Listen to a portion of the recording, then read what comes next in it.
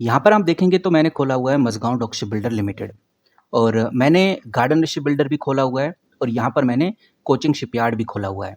तीनों कंपनीज में हमें डाउनफॉल देखने को मिल रहा है, लेकिन जो स्मार्ट मनी है, जो एफआईआई है, जो डीआईआई है, वो क्या कर रही है फिलहाल इन तीनों कंपनीज में, उसको हम समझेंगे और जानेंगे कि ओवरऑल क्या चल रहा है।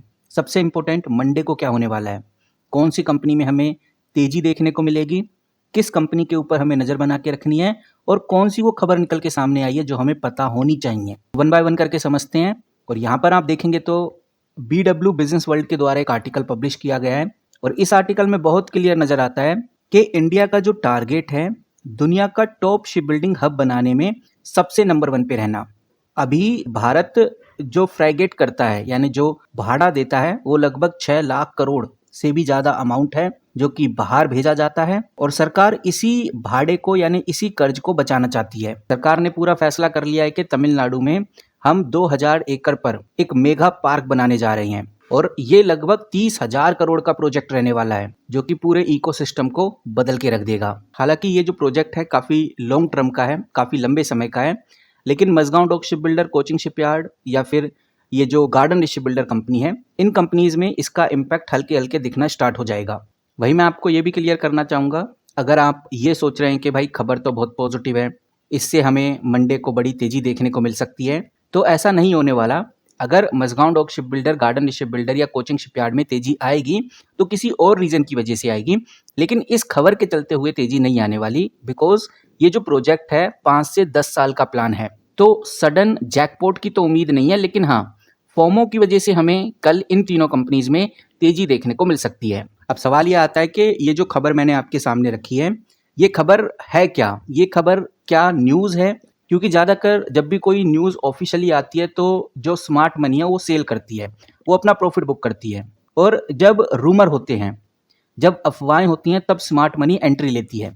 तो ये खबर बेसिकली क्या है, तो आपको बताना चाहूँगा, ये खबर सेल की है, यानी ये एक पक्की न्यूज़ है, इस वजह से स्मार्ट मनी सेल करेगी। कहने का मतलब ये है कि रूमर्स तो पहले से ही थे और रूमर्स के चलते हुए स्मार्ट मनी ने एंट्री ली, अब खबर पक्की हो गई है तो स्मार्ट मनी प्रॉफिट बुक करेगी।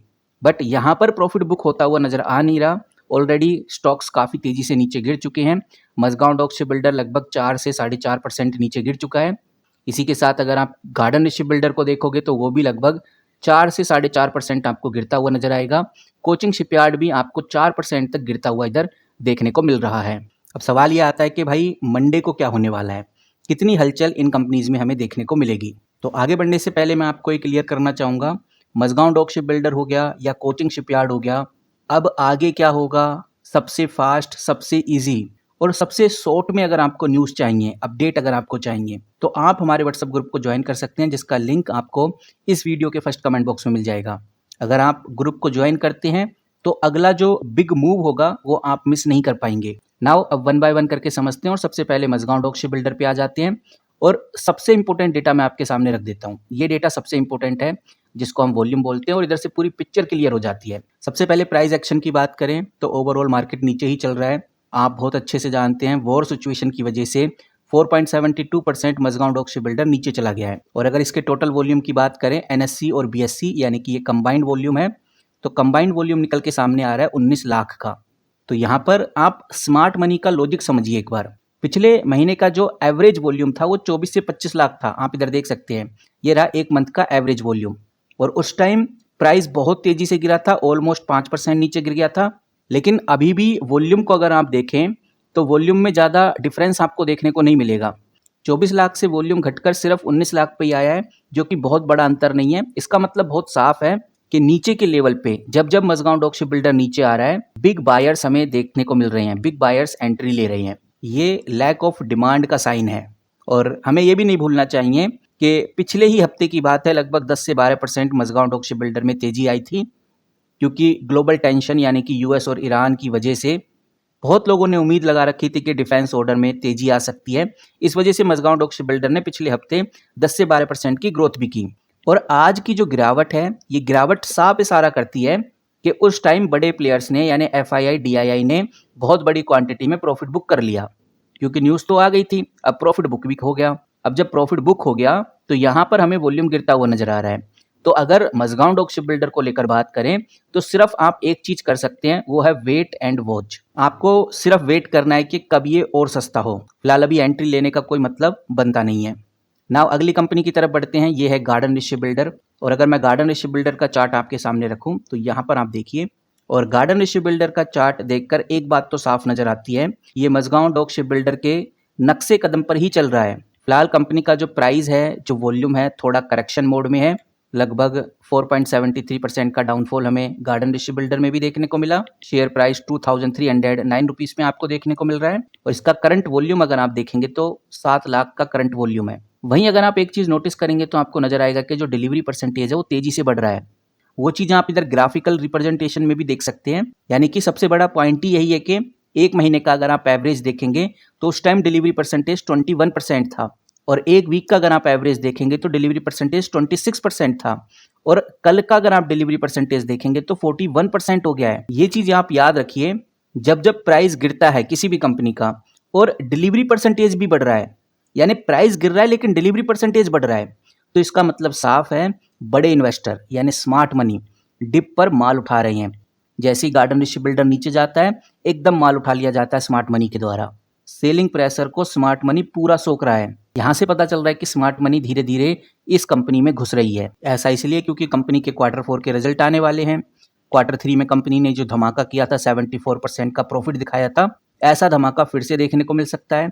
साथ में कंपनी डिविडेंड भी डिक्लेयर करती है, तो उसका भी धमाका देखने को मिल सकता है। तो यहाँ पर स्मार्ट मनी अभी से घुसना स्टार्ट कर देगी, और जब Q4 के रिजल्ट आएंगे तो आप देखोगे कि आप खरीद रहे होगे लेकिन स्मार्ट मनी बेच रही होगी, वो प्रॉफिट बना रही होगी और आप एंट्री ले रहे होगे, और आप बड़े लेवल पे एंट्री ले लेते हो।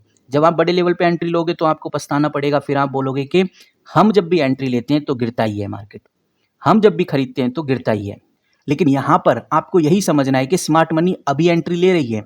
वो चीज़ मैं आपको बहुत क्लियरली दिखा रहा हूँ। डिलीवरी परसेंटेज बढ़ता जा रहा है, डिलीवरी परसेंटेज बढ़ता जा रहा है, और शेयर प्राइस गिरता जा रहा है।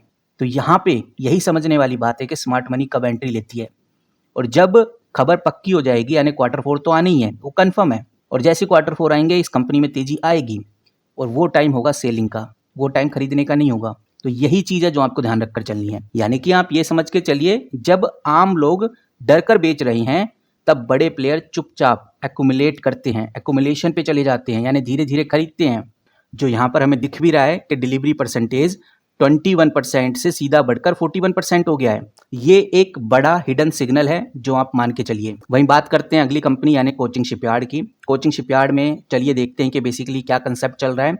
मैं थोड़ा नीचे चलता हूं तो कोचिंग शिपयार्ड का भी वॉल्यूम हमें देखने को मिल रहा है, और यहाँ पर अगर आप देखेंगे फिलहाल जो कोचिंग शिपयार्ड है 4.7% गिरता हुआ नजर आया है, और वो गिरना लाजमी है बिकॉज ओवरऑल मार्केट खराब चल रहा है।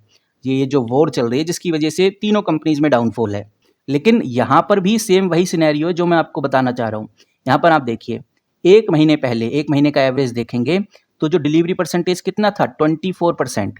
आप बहुत क्लियरली देख सकते हैं। फिर एक वीक में डिलीवरी परसेंटेज कितना हुआ, 34%।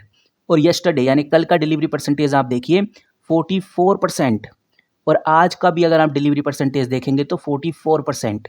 आप ग्राफिकली रिप्रेजेंटेशन में भी देख सकते हैं, ये ग्रीन लाइन है, ये जो ग्रीन बार है कंटिन्यू बढ़ता जा रहा है।